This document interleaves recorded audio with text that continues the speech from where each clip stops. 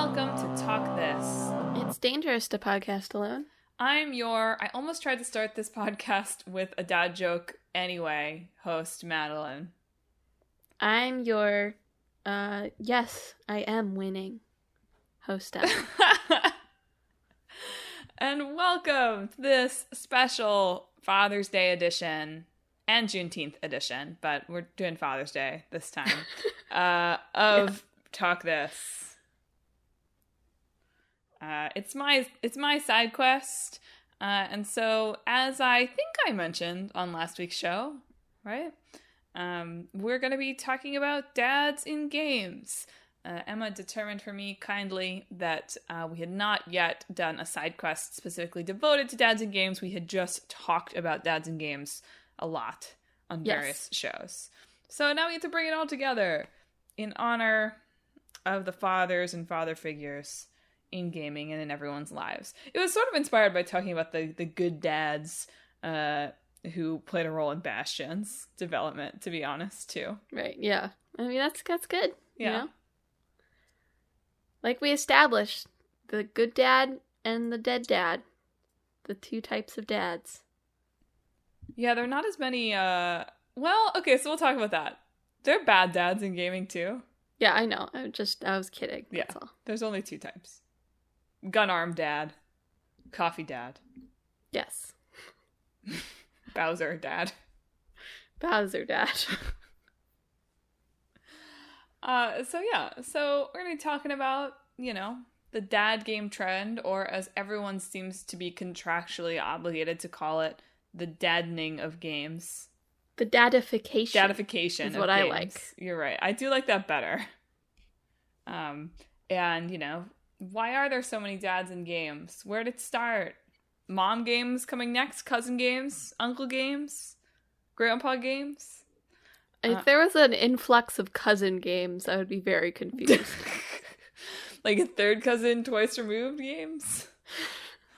And then also, what kind of dad stories these games like to tell? And, maybe I'll throw this to Emma to start. Emma, go ahead and just kick us off with, the best dads in games. Okay. From my notes, Madelyn posted this link from thedad.com. Which I thought would be definitive. I really did. Because, how could you beat the dad.com's expertise on dads in games? Yes, and I just, I hate to argue with esteemed site, thedad.com, but I think that their top 10 best video game dads is a bad list. I do think any list that includes the Heavy Rain guy, which I think this one did. No, I think they didn't include it on they did this not. one, You're right. Which so is at least, that's one they've point dodged in one favor. bullet. So many of these have the Heavy Rain guy. It's like, he is a bad dad. He's a bad dad. Yeah. Like, not only do we obviously, we don't love that game on this show, but, regardless of that, he's bad. Anyway, go on, Emma. Alright, so Emma's list of good video game dads off the top of my head. It's 11 dads here. What? It's yours it's a top 11. Yes, it was just a list, not a top 10 list, and just off the top of my head. So it's not definitive either. It is just what I thought of when I was like, good video game dads. So, Barrett, Final Fantasy VII. Loves his daughter.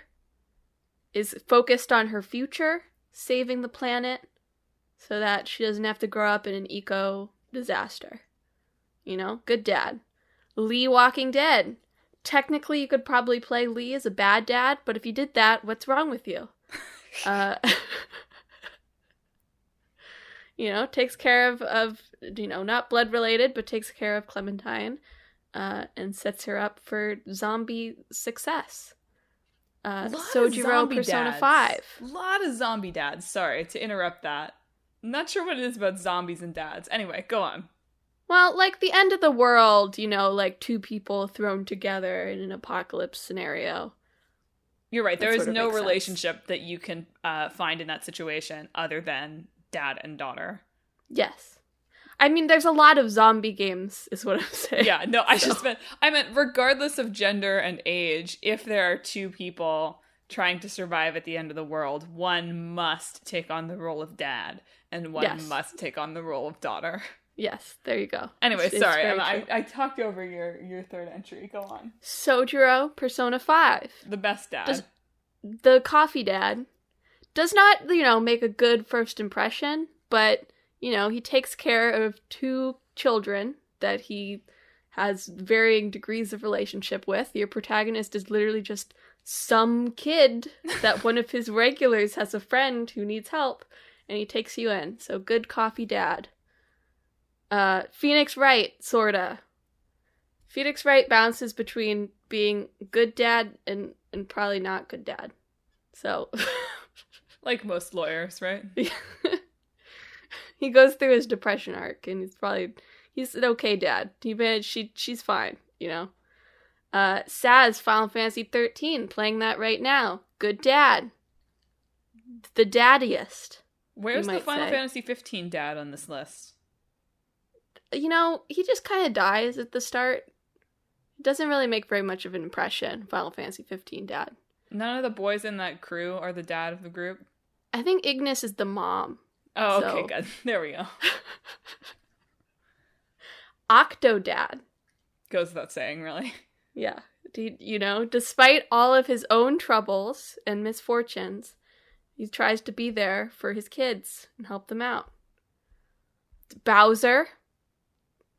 Just kidding. I don't think Bowser's a very good dad. Everybody loves to throw him on the list. Like, haha, he's got 8 kids, single dad, when in fact the next entry on your list does have 8 kids and is a single dad. So, Bowser... Who is Bowser Jr.'s mom? I don't... Does Bowser reproduce... Asexually. Asexually? Are they adopted? I don't know. There's a lot of backstory there that Nintendo will never give. No. Next, is Kiryu a good dad? He tries, probably. That was my assessment. The orphans all grow up in the end. That's all you need. Did your child die? Sorry, that was a dark joke. He has wholesome moments with them. Chrom Fire Emblem. One day, his fully grown daughter shows up, and he's just like, cool. Love ya. Good dad. Dad Nier. So, we just got the remake remaster of Nier Replicant, which is Brother Nier. But our original Nier was Dad Nier. Dad Nier, maybe too good a dad. Maybe too much of a dad. He should probably be less dad, is my assessment on Dad Nier. Do you feel that Brother Nier is still a Dad Nier in some ways? No, it feels different in a way that's hard to describe. He feels like an older brother, not a dad. Fair enough. I'm just trying to, listeners, we'll come back and we'll talk about some of these dads in more detail, no doubt, throughout the episode, but this is just giving you a taste of the many dads of gaming. Anyway, go on. Finally, Hairlock Sholmes. That's my list of good video game dads. You don't have Hades. Is he a good dad? He, challenges Zagreus, allows him to continue doing his nonsense. Near the end, he starts growing and learning how to be a better dad, but for the majority of that game, I don't think he's a good dad. Cerberus seems fine. He's probably a good dog dad. You're right. He's a dog dad. Yeah. Notably not on Emma's list are many of the standby gaming dads, which I think has, more to do with... Some to do with the games we play, and some to do with... I don't know. Emma's preference in dad. Yeah. I mean... Kratos tries in God of War. He's a trying dad. He's an effort-making dad. It's tough to overcome the dad debt that he carries from the original trilogy, though. Yes. To make the top dads list. Yes. I know there's a lot of, dad figures in BioShock. I've only played a little of BioShock Infinite, and Booker is not a good dad, so he doesn't go on there. I haven't played Half-Life 2. I'm sure Eli Vance is a good dad. I see him a lot. He seems nice. I don't really know anything about him. You sometimes see Zelda's dad on here. I don't know about Zelda's dad. I don't think he's a very good dad. I mean, she gets captured a lot. Yeah. On one hand, he is allowing her autonomy, which is something that we're going to see a lot of issues with our macho game dads that often get cited on these lists. Yes. On the other, she gets captured a lot. Yes. It's all about balance. After the third kidnapping, maybe you're like, maybe my daughter needs a little less autonomy. Yeah. I don't know enough about John Marston to know if he's a good dad from Red Dead Redemption. And Joel's not. He's a dad for sure. He's the dad of all time. More, I'm sure. Joel the Last of Us is a dad of all time. Like, he's the dad from which all of their story dads descend. You're right. There was never a dad before Joel. The Last of Us invented fatherhood. No Geralt on your list either. Oh, from what I've seen about Geralt, he seems like a good dad. He can be a good dad anyway. He has the capability. You can play him as a good dad. But I've not played The Witcher either, so. So that's, I think, a good tasting menu of dads to start. None of the Dream Daddies made it, apparently, either. That's fine. I've not played that. You know what? There's a lot of dads, okay? And one can only play so many dad games in one's life. You know? Insightful. An insightful piece of commentary. So, shall we talk about some of the tropes of dads in games? Sure, let's categorize some dads. Yeah. By the end of this episode, the word dad will have ceased to have meaning. We can use father sometimes. Okay, yeah, let's mix it up. Papas, but we could throw that in. Paws. I don't like papas. Yeah. So I think that the dad that gets the most attention in gaming and perhaps features the most in AAA titles, such as Joel the Last of Us, Kratos God of War. I like your convention of their last names being the game title, so I'll keep it. And Geralt the Witcher. It's not quite as funny with Kratos and Geralt because they are, in fact, Kratos God of War and Geralt the Witcher. He's actually Geralt of Rivia, I think is his I know, full but title. like it's still, I realize that, and I don't think anybody ever calls Kratos God of War, but they make more sense than. I mean, I don't know. Call him Geralt the Witcher 3 Wild Hunt. I guess Joel is sort of the Last of Us. Joel, the Last of Us, Okay. What kinds of dads are these? They are the big macho dads. Macho dads, not really in touch with their emotions, necessarily dads. Here to protect their daughters. Geralt, you can avoid some of this. Atreus is a son, not a daughter. But they have, well, I guess maybe in The Witcher, she doesn't quite fall into this category as much. But they've got, like, their little helper kiddos who follow them around, shooting arrows. Both of them, actually, shooting arrows in the case of Atreus and Ellie, right? Yeah. And they don't necessarily allow those children, like, huge amounts of, like, they're on a quest together. They struggle to allow their children autonomy. And they're dads for whom the children are... And of course, they're more than this, right? But at their core level, the children are narrative devices which allow these dads to have a masculine, approved soft side. Because as we know, men can only be soft with their children. And even then, not always. Yeah. Yeah, I think the key difference that I picked up on from The Witcher 3 and other dad games is that Ciri, who's your daughter, is not with you throughout most of the game. She's also an adult. Yes, she's also, well, young adult, but yes, she's older than Atreus or Ellie is. That struck me as like, oh, she's older than the standard child in these dad games, which look, I shouldn't say this as like it justifies Gerald like potentially allowing her a larger degree of autonomy, right? Because like probably these younger children should also be allowed more of that.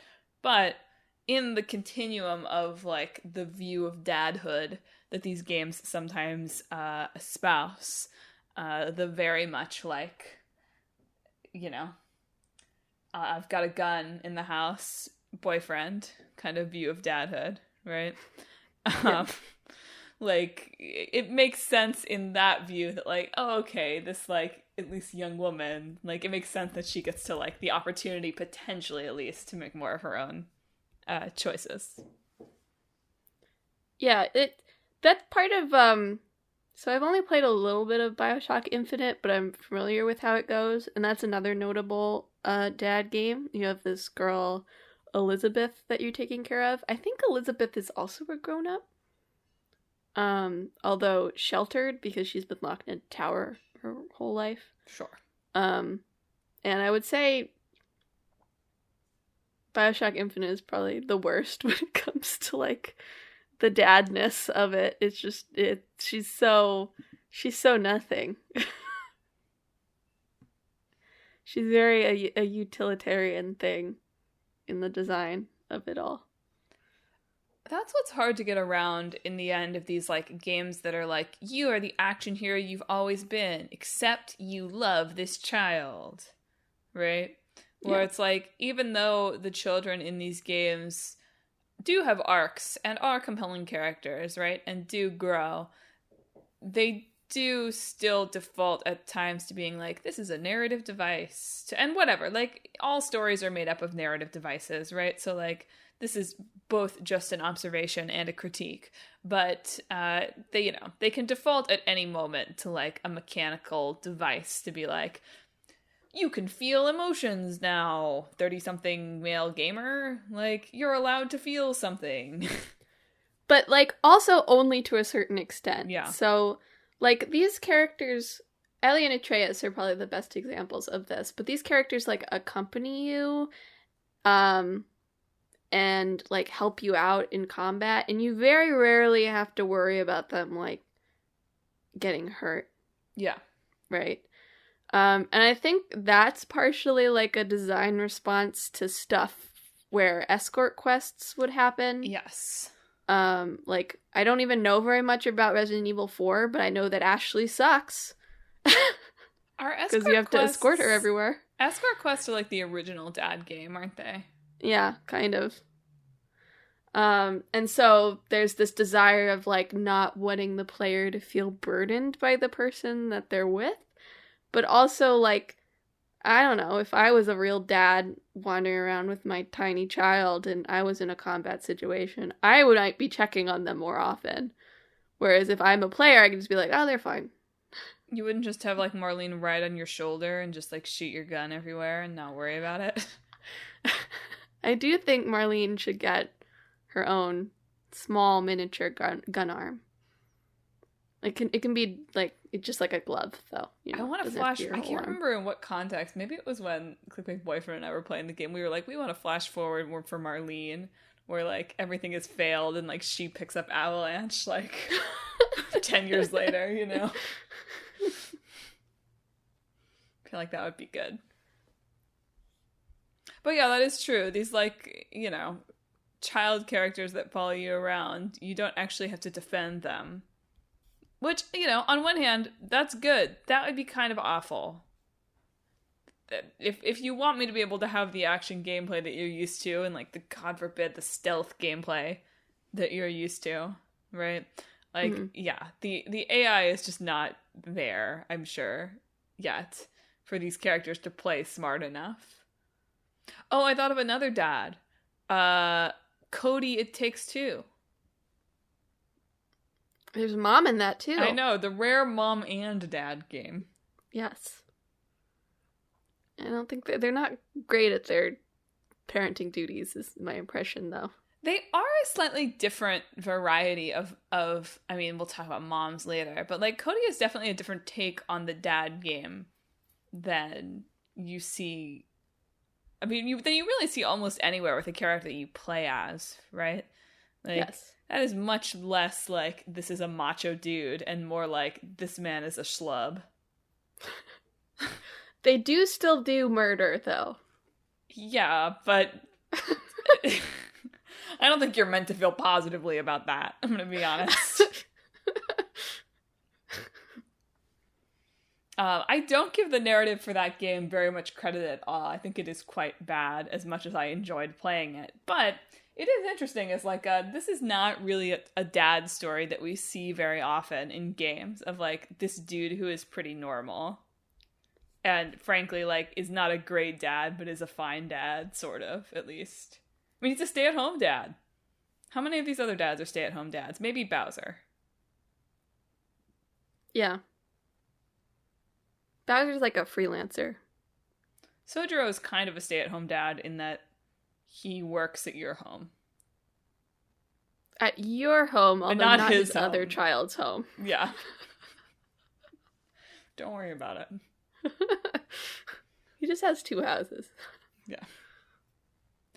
Do you think... Sorry, I'm just, like, bopping around with ideas. Do you think Fire Emblem Three Houses is a dad... I mean, I know that there is a dad in Fire Emblem Three Houses, right? But once that dad is out of the picture, do you feel like if you play as a man, it becomes a dad game? It's sort of weird because, I mean, I know your age in... Well, it could also be a mom game, I guess. Right. But I know your age in Fire Emblem Three Houses is... but you really don't seem that much older than the students that you're teaching. You seem a little bit more mature and capable. But again, I feel like there is a distinction between, like, older sibling or mentor and dad. You know? Yeah. Can you break that apart a little bit? I feel like you're defining the older brother game, and I want, what's the difference? Is it just about the age gap, or is there more to it than that? I guess it's about the age gap. I don't know how to define it. It's just sometimes people aren't your dad. There you go. Yeah. So anyway, we've talked about these, like, hyper macho dads. Oh, Awakening and Fates, though, full of dads and moms. The rare mom games. Everybody's a dad and a mom in those games. And everybody loves that. Yeah. So other than I don't know, like, there just aren't, I guess the point we're trying to make is there aren't that many dads that aren't, like, hyper macho dads. Now, there's like, different varieties of that, right?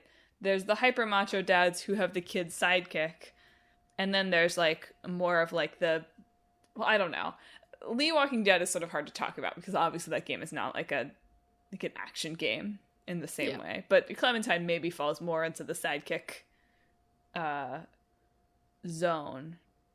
Even though that's not, like, you know what I mean? Like, narratively, if that game was, like, an action game, she would definitely function like an Ellie, probably. Although she is younger. Right. But I don't know how old Clementine is in the first game. She's not a teen yet. I don't know exactly. Fair enough. But then I feel like you have, like, the Barrett... This is going to be a weird group of dads, right? And you're going to have to tell me about Nier, because I don't know Nier as well. But I feel like you have, like, the Barrett, Crom, Kiryu dads. Crom is maybe a little different. Barrett and Kiryu dad is, like, the counterculture agent with a heart of gold. Yeah, it's like... They're like the noble violence dads. Yeah. If that makes sense. They enact violence, but they have some greater ideal in mind. Whether that's a wide variety of things across those dads. Yeah. But in the case, they're not just doing it for, like, survival or just because they do it, Yeah. And it's hard. There's a bit of an intersection here in that, most games are violent. Yep. So of course most of your video game dads are going to be violent. because that is just the type of video game that it gets the budget and the big release and people know about. So there's like overlap there a little bit. But Barrett and Kiryu also fall into this category of dad that's like, I am going to keep my daughter away from, and it's daughters for both of them.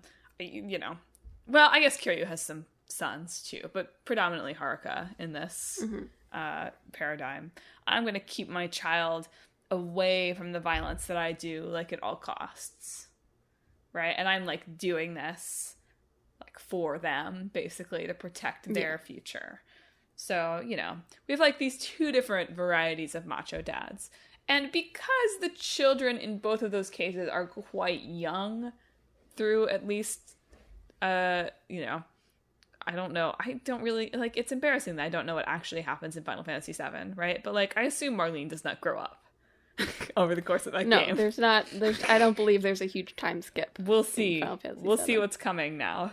It could still happen. Anyway. But, like, in that game, and then, of course, like, throughout the first several Yakuzas, right? Like, these children are quite small. And, like, on one hand, it makes total sense to keep them away. And, like, you know, in the case of the Yakuza kids, like, they do end up, like, having the ability to kind of, like, make their own choices, even though she gets dragged back into his world anyway. I won't turn this into a Yakuza rant. I'm sorry, listeners. But, like, you know, normally I would be like, oh, like, the autonomy of the children, like, let Haruka fight, let Marlene get a gun arm, right? But they are, like, too small, right? So in that case, it, like, sort of, you don't have to worry too much about the, like, of, like, these dads making these choices for their daughters, because the daughters are too small. One of the scenes I really like in Remake is after Aerith gets kidnapped and they decide they're going to go after her. There's the whole scene of Barrett explaining to Marlene what he's doing, and then he asks her if he can go. Yeah. Like, would he have gone if she said no? I don't know. But he does still ask his small child if it is all right for him to leave her with Aerith's mom and go do this thing. Which is, I don't know, it's just nice. Barrett's a good dad. That's why it was number one on top of off my head list of good dads. And then we have more like the Sojiro dads, who are more like just cool dudes. Yeah. Hanging out. You know what dad never makes these lists, and I feel like should make these lists? The Sims dads. I don't know if none of the Sims are very good at what they do. But the Sims dads can just have as many, like, they can crank them out. Is that a good dad thing to do? I don't know. They are certainly, like, you know, some of the daddest of the dads. I'm just surprised they never appear on lists even as bad dads. Like, should be more Sims It would dads. I think it would be a good bad dad candidate. Yeah. And, you know, so, like, there are many different dad archetypes. Yeah. I would say near dad falls under the same category as, like, Kiryu and and Barrett and stuff, but in sort of a darker way, right? In that he'll do anything for his daughter, and in that case, doing anything for his daughter is bad. He does some bad stuff. Whether or not he understands he's doing bad stuff, but that's, you know, the whole point of Nier, I guess. You know, I'm about to make a controversial take that, like, maybe the dad from Heavy Rain falls into the same category as, like, Octodad, the Sims dad. Because he's all about his kids. He has nothing in his life but his kids. He's bad at it. Don't get me wrong. As Octodad? Isn't Octodad all about his kids? He's a little preoccupied with, like, people not finding out he's an octopus. Okay, fair enough. I'll put Besides Octodad, that, I guess. I'll put Octopus Dad in his own category. But, like, the Sims dad, Heavy Rain dad, and Oh, I had another one, and I can't remember who it was now. It wasn't on your list. But whatever. These dads that are like nothing but their kids. I don't want to put Hades in that, but like maybe I could. What does Hades have in his life but Zagreus? Nothing. Cerberus, maybe. But Cerberus. Yeah. Yelling at Hypnos occasionally. Yeah. There you go. All normal dad behavior. And then there's Bowser Dad. And there's Bowser Dad. Bowser Dad, his own category of dad. Indeed. So, where should I go from here? It's a good question, Madelyn. Are we ready to talk about moms? I mean, I don't know. It's your thing. All right, fair enough. I'll lead the way. Like, let's talk a little bit about like, okay, like, so why are there dad games, and where are the mom games? So the popular explanation for why there have been so many dad games over the past, like decade and a half or so, right, is that all of these people that grew up loving video games are growing up. Yes. And they are dads now, and so they will make games about dads, which I'm sure is true, but also feels very simplistic. I think it's at least partially true. Yeah. Especially since you get, like Kratos is a really good example, I think, of, like, this very, like, hyper-violent, cool action hero, angry man becomes complicated dad, right? Like, you can see the people who made it's, like, progression there, pretty obviously, I think. Well, I read in one of the articles we read that apparently that was, like, really based on player data. The people were sick of Kratos being this, like, just pure ball of rage. And so, yeah, well, I mean, part of it is that people who make games are growing up, but part of it is that older people play games now because they've grown up from being a teenager when they played games, and they still play video games. Who'd have thunk? Wild. It was Cody at Takes Two, by the way, who was in the Heavy Rain dad category. I think that if the girl in that game was taken by a serial killer, that Cody at Takes Two would be the Heavy Rain dad. I do. Good. Anyway, if that game were about the daughter being abducted and not the parents getting a divorce, that I think it would have been something like Heavy Rain. Anyway, okay. Back to dads making dad games. Dads making dad games for dads, apparently, is the industry now. Yes. But then where are the mom games? Almost 50% of PlayStation owners are women. So, there's something, like, universal, I think, in media. I read some manga now, and this is a discussion there as well, is that it's at least popularly perceived that girls will read stuff for boys more often than boys will read stuff for girls. So there's this thought that stuff that's marketed towards boys is actually more of a universal thing that everybody will play. But stuff that's marketed towards girls is just for that subset of the audience. And so it sort of becomes like this self-fulfilling prophecy, because you'll get more and more stuff that's for boys, and girls will play it because they like video games. Right. And so they're like, look, girls will play this. And why they're playing it is really because they might not have options that they would prefer. And, there's, you categorizing things by gender, there's discussion you can have about that, but just using it as comfortable shorthand, there are things that more feminine people might like and things that more masculine people might like. And I think that the masculine gets the precedent because they see this data that girls will do it, but it's just because they're in this hobby and there's more of that. And so I feel like there's some misinterpretation of that perception to think, like, maybe more boys would play stuff for girls if there was a more variety of it that they would like.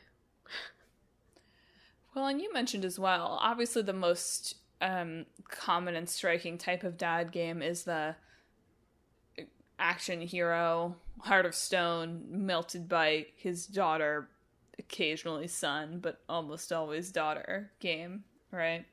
Mm-hmm.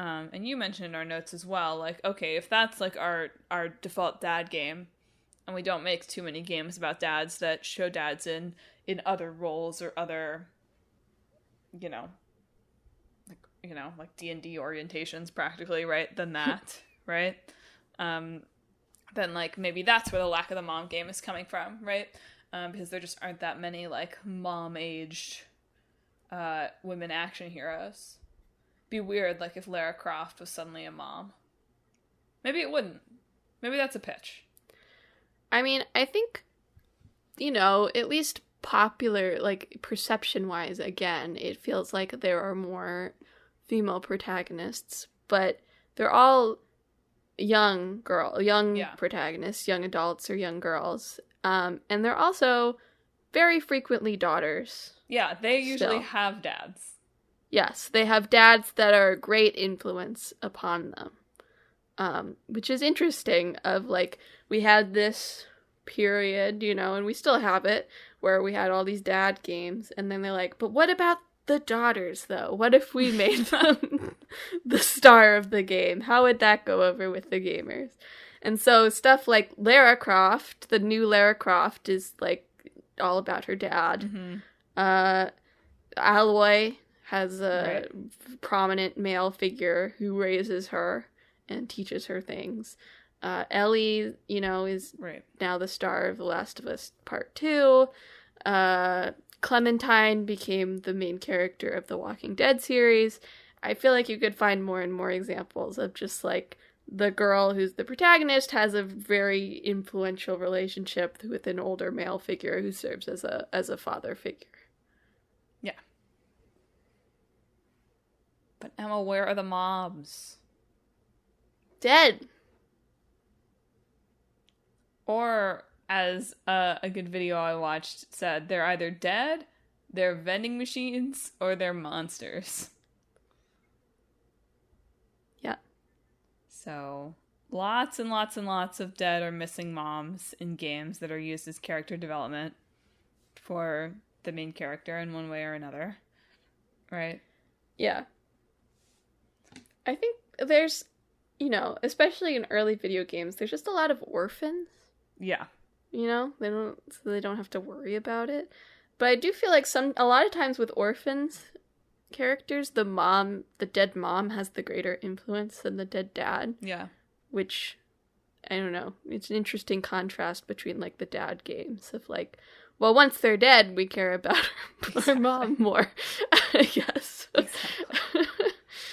And then we have the vending machine moms. Like, I think the Pokemon mom is, like, the best example of this. Like, the mom that you, like, go back to at the end. Or not at the end. You go back to, and, like, she can give you some money, or she'll heal you, or she'll give you items, right? Yeah. And then these moms are not usually your mom. But you see a lot of games that are, like, in some way... Like, games don't love birth. Right? Like, we don't want to think about Fair. Yeah. It is, I don't like thinking about birth very much either. That's fair. But, like, there are a lot of bodily processes that I don't like thinking about, and games have a lot of, like, moms, like, birthing monsters or intentionally birthing, like, evil things that exist out there. And they are not usually your mom, because you are not an evil monster in most games. But, yeah. I do feel like there has been a movement toward, like, some more middle-aged, like, woman protagonists in games. Like, some of them are appearing. So maybe this is the mom game rising ascendant. I mean, I was like, Returnal, I think, is probably the closest you get to a traditional gruff dad game where she's a mom. You don't have the child with you in Returnal, which I think is what makes it different, but it is about her being... It's more of a horror game, right? So it is about her being a mother and her relationship with both her own mother and her child.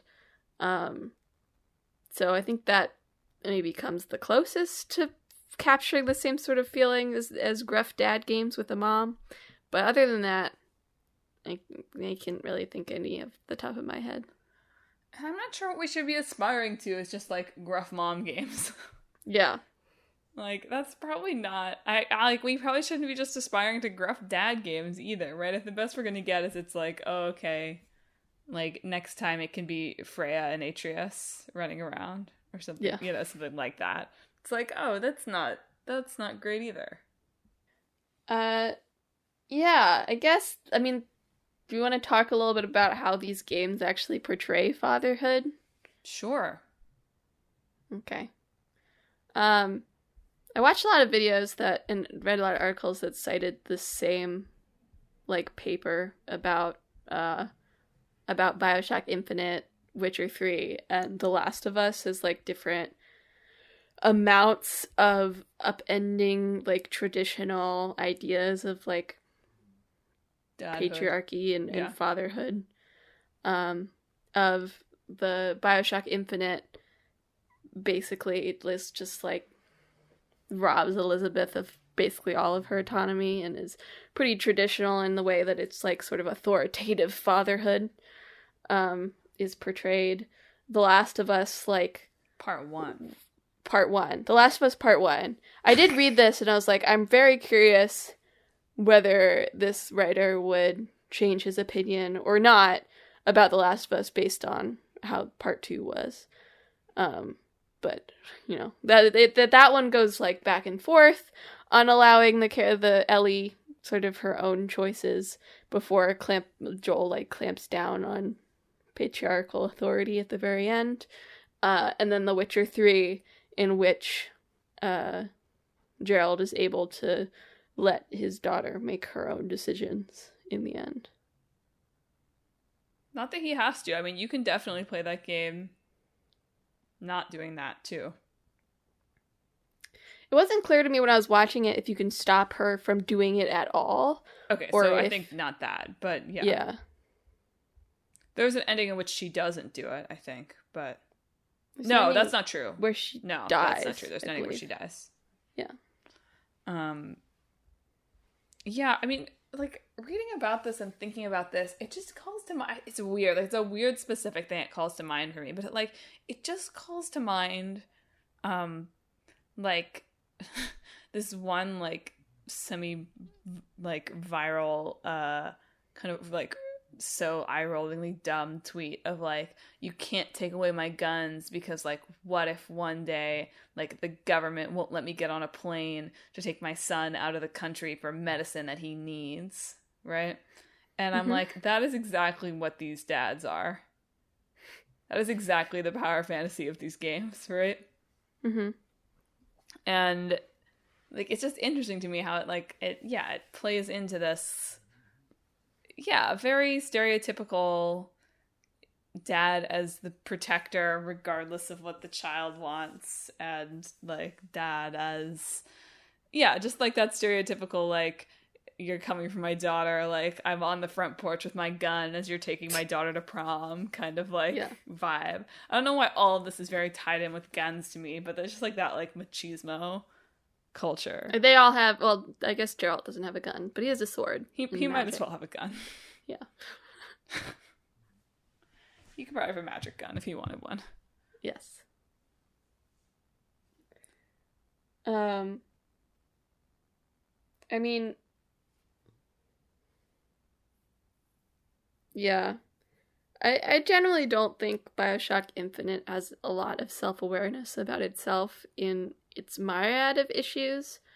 It was very well received when it came out, and I think that its legacy has deeply soured since then. on a variety of ways that it approaches a variety of topics. And I think Elizabeth is just one part of the problem in that game. However, it does have Bread Boy, who dances around holding a loaf of bread. So who can say if the game is bad, really? Is Bread Boy a son or a dad? Or both? That's the question. Yeah, and my personal opinion on The Last of Us is that it also thinks that Joel does something bad. Yeah. Although I'm not super confident on that because most of my opinions on The Last of Us do not in fact line up with what the creators say. So I just don't think the creators understand what the games that they made. Oh yeah, don't make it. That's not a controversial point at all. You're like, I don't think that they get it, and I do. It's fine. I'm just, but I mean, so the end of The Last of Us, spoilers for upcoming game, The Last of Us Part 1. Yes. You're right. It's coming soon. Oh, boy. That's why I asked about it. I was like, can we spoil this? And you were like, it's not as old as you think it is, and why not? Madelyn scared me when she said it was a 13-year-old game. I was like, it cannot be that old. It cannot be that old. No. It's not. No. It's 9 years old and came out in 2013. It's not 13 years old and came out in 2009. Yes. So look forward to next year when I can put it in the old game hat. That's what I'm saying. And the new game hat. We could do an episode simultaneously on The Last of Us and The Last of Us Part 1. Oh, let's just do that anyway. Rig the hat. Anyway, at the end of The Last of Us Part 1, what Ellie... would the mashup of that game be? A game with, like, mid-graphics? Ellie is immune to this zombie virus, right? She's, like, the only person they've ever found who's immune. So the whole story has been Joel transporting her cross country to get her to the Fireflies so that they can make a cure with her. And nobody realizes until they get there that in order to make this cure, they are going to have to kill Ellie because it has to do with her brain. So they have to like take parts of her brain and take her brain out and stuff. And so there's a lot of context to this, but of course writers write things the way they do for a reason, right? Like, Joel doesn't get to say goodbye. Seemingly Ellie didn't really get to make a choice here either. Nobody knew this until now. Whatever. Mm-hmm. And she will die. I think about this, like, comparing it to The Witcher 3, where it's like, Ciri could die here at the end, whereas in this it's like, she's dead. She'll die. She's dead.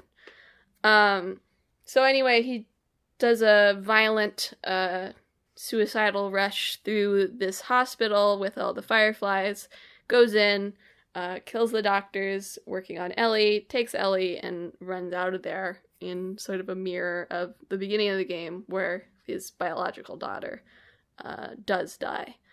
And then once Ellie wakes up, he lies to her and just says that the Fireflies weren't able to do anything with her, that there is no chance for a cure, and that they've stopped looking.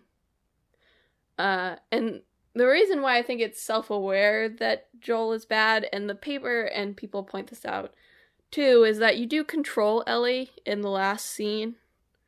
You're no longer Joel. You're separated from him. And only at the end do you kind of hear any of Ellie's feelings on possibly finding a cure. She tells Joel about how she got infected with a friend that she loved, and her friend turned into a zombie and she didn't. And she wanted to believe it was for a reason. Mm-hmm. And Joel continues his lie, and she chooses to accept that. So, in some ways, there is no autonomy at the end, and in some ways, she does, despite her doubts, decide that she's going to believe Joel. Which makes it feels like a little bit more complicated than just clamping down on that authoritative thing at the end. Right. I agree with that. Although it's certainly more, Geralt gets to be a good dad if you want him to. Joel does not get to be a good dad. Yeah, and the takeaway from this podcast should not be that, like, we're demanding that all dads be good dads. No. Or anything like that. I think it would be probably more interesting if there were more, like, complicated dad stories, or more dad stories that were something other than just, like, he's hard and now he has a heart. Yeah. Which I think most of these boil down to, and some of them get to be good dads, and some of them get to be complicated dads, and some of them get to be bad dads. Yes. But it is sort of that same story over and over.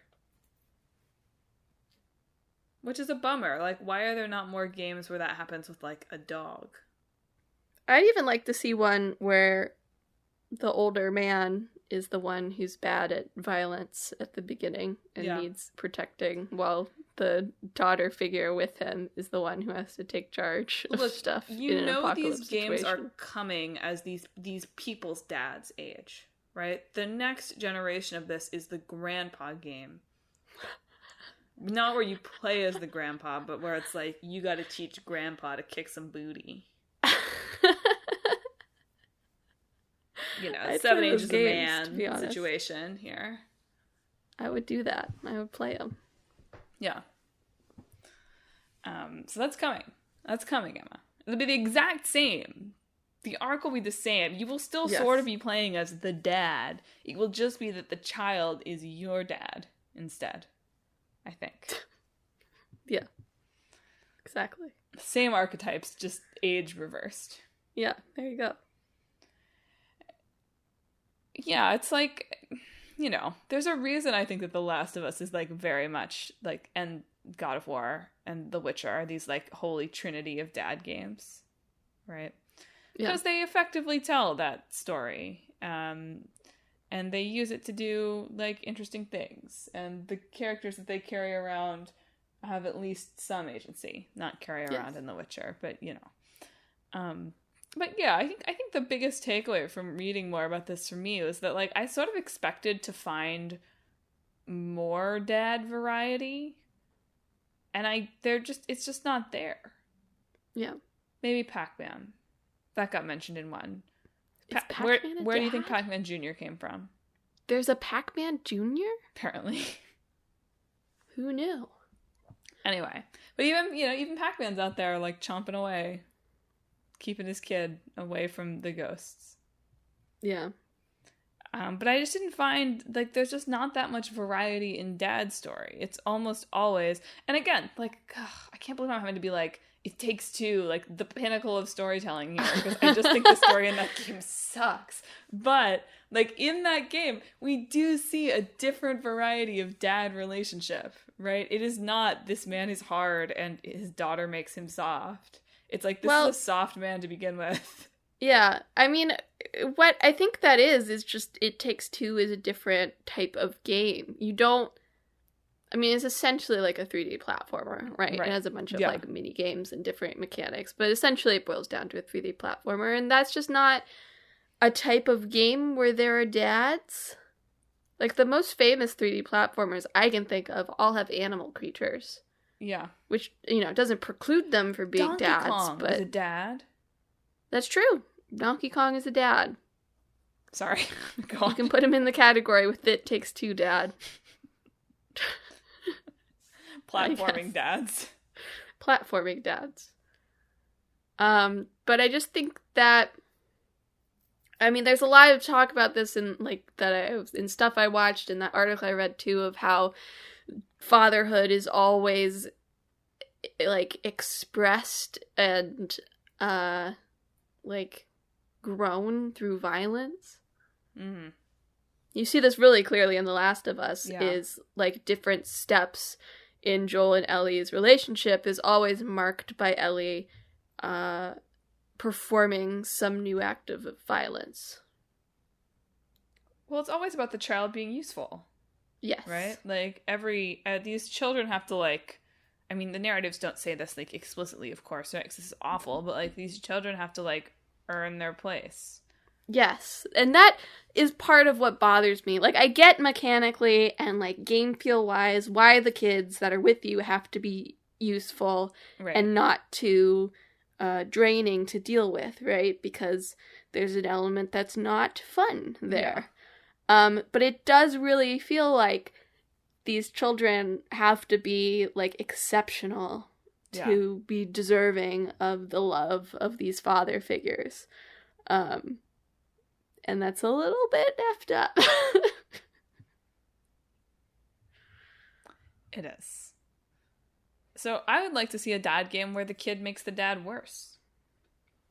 There you go. Corruption dad arc. Seriously. I mean, just like literally anything else.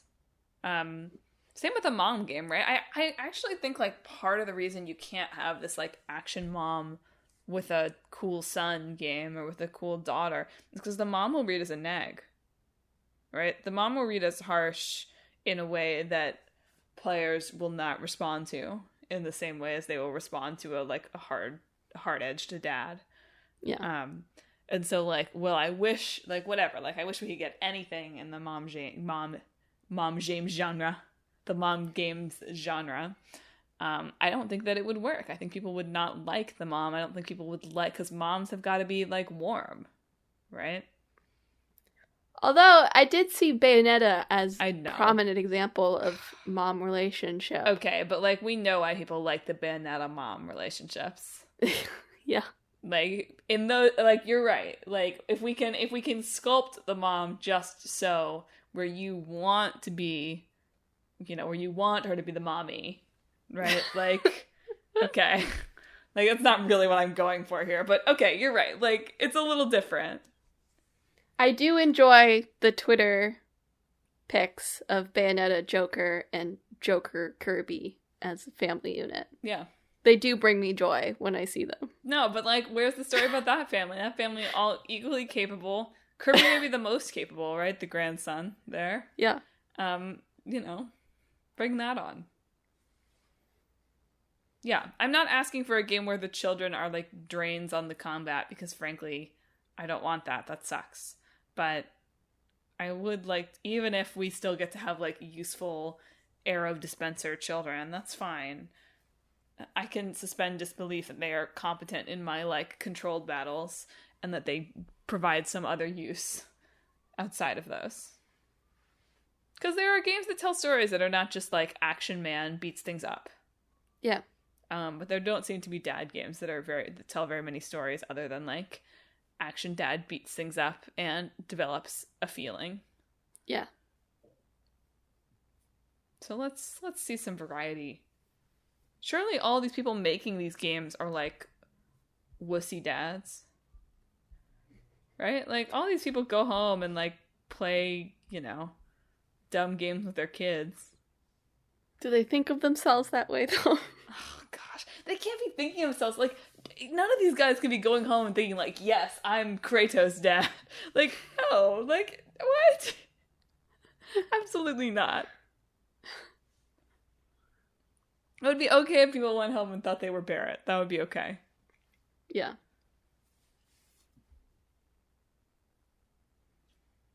I guess that story's a little different. Barrett is like soft underneath from the beginning. He doesn't have to develop it. But that's still no good. I'm still not willing to accept it being like the kid can only be like the soft spot for the dad.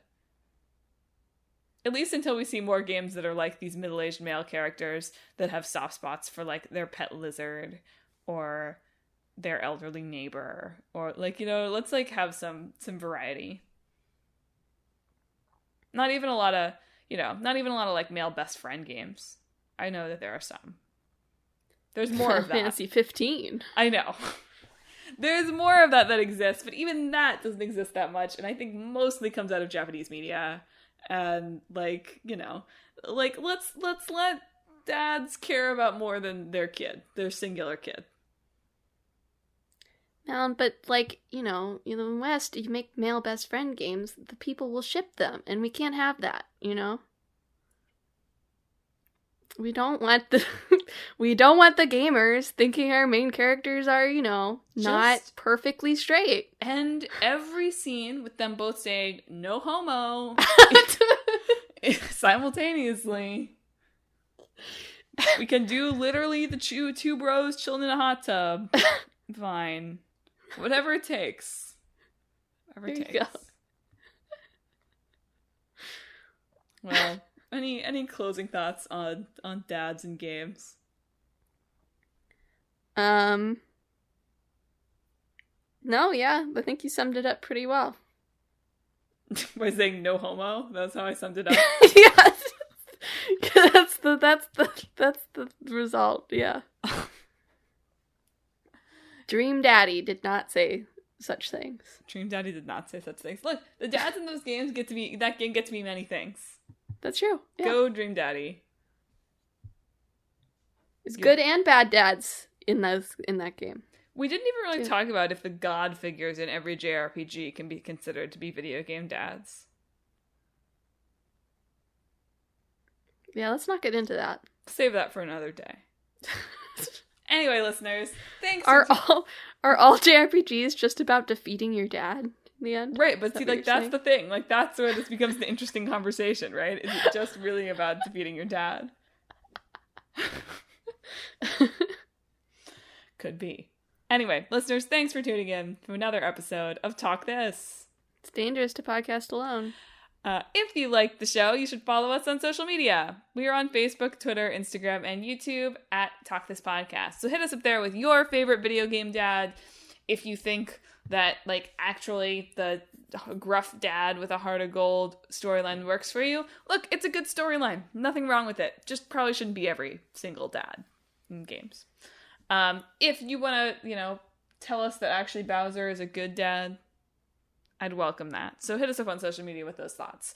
You can also visit our website, www.talkthispodcast.com, where you can read all about the show, check out the games that are in the hat for our main episodes, and read our blog featuring long-running series, Clickbait Boyfriend, and Split Screen. Finally, if you like the show, perhaps most importantly to continuing to enjoy Talk This, is to subscribe. We are on Apple Podcasts, Google Podcasts, Stitcher, TuneIn, Spotify, Pandora Podcasts, online and on the app, Overcast, Pocket Cast, wherever you can find podcasts, wherever you found the podcast today, you can find Talk This. Send it to your dad. Why not? You have a bonding moment. Yeah. With your gruff dad. Your action dad. Next week is a main edition. I know that the old game is Earthworm Jim. In my mind, the new game was Returnal, but we did that one many weeks ago. I know. Deathloop. I knew it was a PS5 exclusive, and in my brain, I was like, it's Returnal, I can't play it. But then as we talked about the podcast today, I was like, wait a minute, we did do Returnal already. Deathloop. Yep. So I've already started watching an Earthworm Jim playthrough. Groovy! Can't wait to say that over and over next week. Very excited for that. Look forward to that. And then in 2 weeks, it'll be an Emma podcast. I almost said split screen, but side quest. 4th of July themed, 3rd of July themed. Last year we did American exceptionalism in games or whatever. Festive. This year we'll do like fireworks in games, right? Like barbecues in games, loud noises in games. Perfect. So that's it for this week's episode. Thanks for listening, folks. Emma, have you got a Father's Day sign off? This week, I hope you can find the dad within you that lives in your soul.